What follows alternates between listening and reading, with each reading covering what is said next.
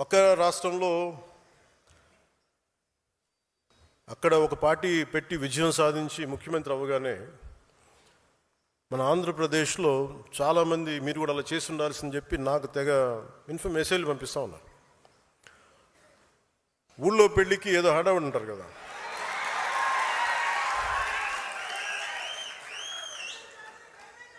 అంటే అంటే ఎలా ఉండదంటే మనకి సందులోనో ఒక పెళ్లి జరుగుతూ ఉంటే మన ఊళ్ళో చిన్నపిల్లలు పరిగెడుతూ ఉంటారు అటు ఇటు, వాళ్ళ ఇంట్లో పెళ్ళి అనుకున్నట్టుగా. అరే ఆంధ్రప్రదేశ్ పరిస్థితులు వేరు. సరే వీళ్ళు చెప్పినట్టుగానే మనం కూర్చొని 2019 నిలబడ్డాం. ఎక్కడ పెట్టారు? 2 చోట్ల ఓడించారు కదా. పోనీ ఎవరైనా నిలబడ్డారు ఆ రోజున నాయకులు అంటే అందరూ పారిపోయారు కదా. సో అందుకని కంపారిజన్ పెట్టకండి. నిజంగా నేను పదవే నాకు ప్రధానం అనుకుంటప్పుడు 2008లోనే యూత్ వింగ్ కాదు ఎంపీగానే పోటీ చేశాను. 2014లో నేను ఎన్డీఏతో అలయన్స్లో ఉన్నప్పుడు నేను మల్కాజ్గిరి నుంచి ఎంపీగా పోటీ చేయాల్సి ఉంది. బట్ నేనేమనుకున్నానంటే, ఎందుకు చెప్తున్నాను ఇదంటే, నేను ఒక పార్టీని నడపాలి, ఇది సమాజంలో మార్పు పట్టుకు రావాలంటే నాకు తెలియాలి కదా కష్టం. ఒక కమ్యూనిస్ట్ నాయకులను చూస్తే కింద క్షేత్రస్థాయిలోకి వెళ్ళారు, నలిగారు, దెబ్బలు తిన్నారు. ఒక కాంశీరామ్ దెబ్బలు తిన్నాడు, నలిగారు.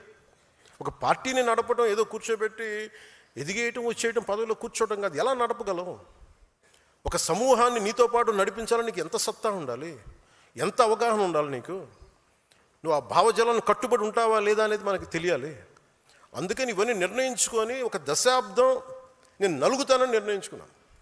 అది 2007 నుంచి మొదలుపెట్టిన ప్రయాణం 2014-18 దాకా అలా నడుస్తూనే ఉన్నాను. నలిగాను దశాబ్దం. ఆ తర్వాత 2019 చేశాను. ఎంత గెలుస్తానో తెలియదు, ఓడిపోతానో తెలియదు. బట్ అసలు ఐ వాంటెడ్ ఎక్స్పెరిమెంట్. చూద్దాం ఏం జరుగుద్దు. దెబ్బ తినకుండా ఏది రాదు. అదే 2024కి దాని గురించి మళ్ళీ వివరిస్తాను మీకు. అంటే ఇవన్నీ నేను ఒక పార్టీని నడపడానికి ఎంత బలం ఉండాలి, ఎంత భావజాలం ఉండాలి, ఎన్ని కఠినమైన పరిస్థితులు ఎదుర్కొంటే తప్ప నేను నడపలేని పార్టీని. ఈ రోజున అందరూ నన్ను వదిలేసిన నేను పార్టీని చాలా ధైర్యంగా ముందుకు తీసుకెళ్ళగలను. ఆ ధైర్యం నాకు ఈ సుదీర్ఘ పుష్కర కాలం నాకు ప్రయాణం నాకు ఇచ్చింది. నాకు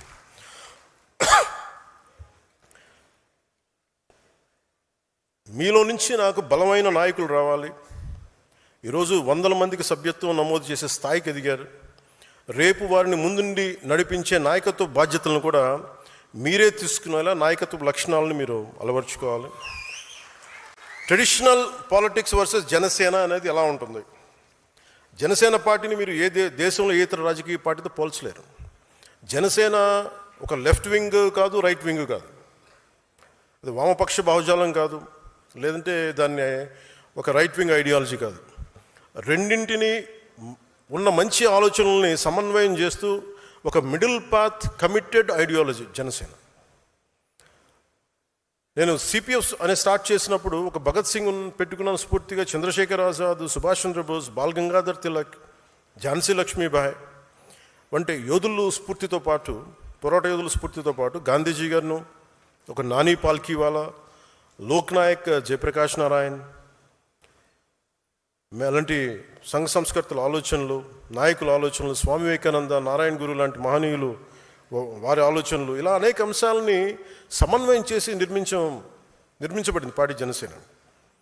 సో జాతి పోరాట స్ఫూర్తి, రాజ్యాంగ నిర్మాతల ఆశయాలు నిజం చేయడంతో పాటు భవిష్యత్ తరాల కోసం ఆలోచించే ఒక బలమైన భారత్ని నిర్మించడంలో మన వంతు కృషి చేయడం, అది జనసేన లక్ష్యం.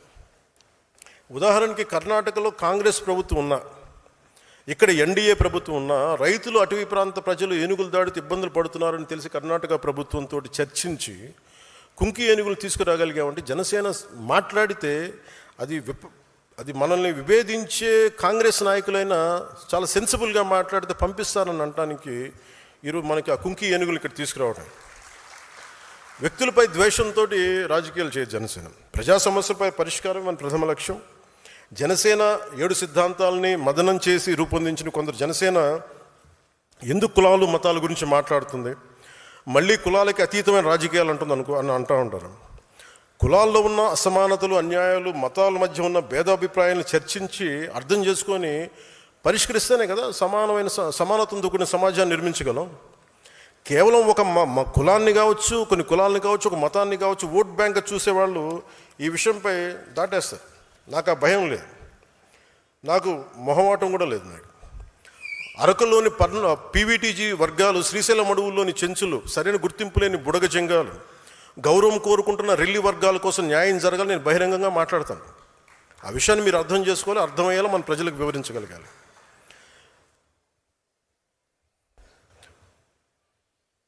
క్రియాశీలక సభ్యత్వం ప్రారంభించడానికి కారణం కార్యకర్తలు కేవలం జెండాలు మోయడానికి, సభలో హాజరు కావడానికి, ర్యాలీలు చేయడానికి కాదు. నా దృష్టిలో కార్యకర్తలే బలమైన పిల్లలు. మీరే దానికి మీరు లేకపోతే పార్టీ మనుగడికి కష్టం. అందుకని నేను మీకు సంబంధించి మీరు అండగా ఉండాలి, మిమ్మల్ని ముందుకు తీసుకెళ్ళాలి. దాంతో సమాజంలో మార్పుకి తొలి అడుగు అడిగేసే సారథి ఉద్యమి, మన నాయకత్వానికి దృఢమైన పునాది ఉద్యమి, ప్రజల్లో చైతన్యానికి ప్రతీక ఉద్యమి, యువత సంకల్పానికి ప్రతిరూపం ఉద్యమి, మార్పును సాధించే నాయకత్వం ఉద్యమి, న్యాయం వైపు నిలబడే నిర్భయం ఉద్యమి, జనసేన ఉద్యమి వారధి ఉద్యమి. ఏ పార్టీ అయినా మీకు నిలబడిపోవాలి అంటే సంస్థాగతంగా బలపడాలి. ఆ సంస్థలు ఎలా ఉండాలి?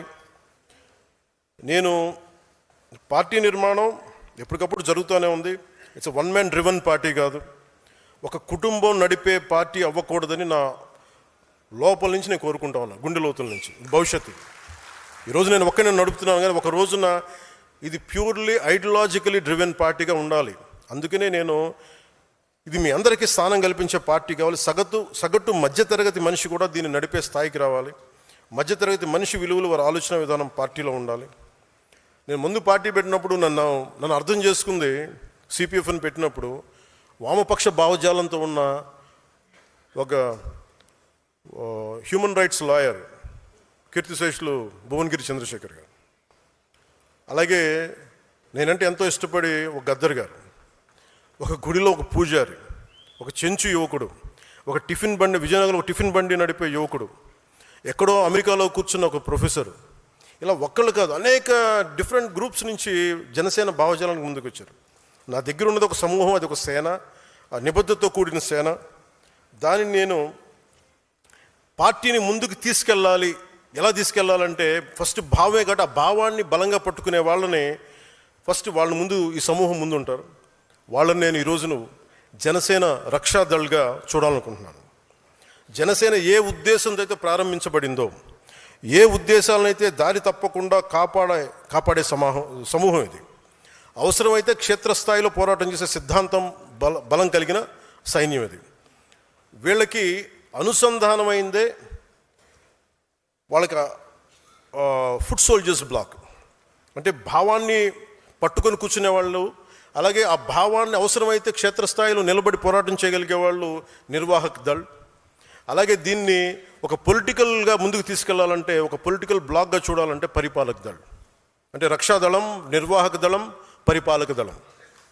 ఒక ideological block, foot soldiers block and political block. ఈ పిరమిడ్ మీదే ఈ స్ట్రక్చర్ ఉండబోతుంది.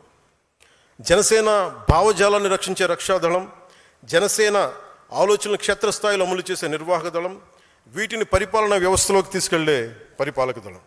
నేను మెంబర్ టు లీడర్ అన్నప్పుడు నా ఉద్దేశం ఏంటంటే, ఇది అందరికీ ఒక వేదిక కావాలి. ఎవరైనా ఎక్కడి నుంచి అయినా సరే ఒక నాయకుడిగా ఎదగగలగాలి. అది పంచాయతీ నుండి పార్లమెంట్ వరకు కార్యకర్త నాయకుడిగా ఎదగడానికి అవకాశాలు ఉండాలి. కానీ సడన్గా ఎవరు తీసుకొచ్చారు, మా ఇంట్లో ఉంటాడు, నాతో పాటు చాలా క్లోజ్గా ఉంటాడు, వాళ్ళకి పదవి ఇచ్చండి, అలా ఇవ్వడం కుదరదు.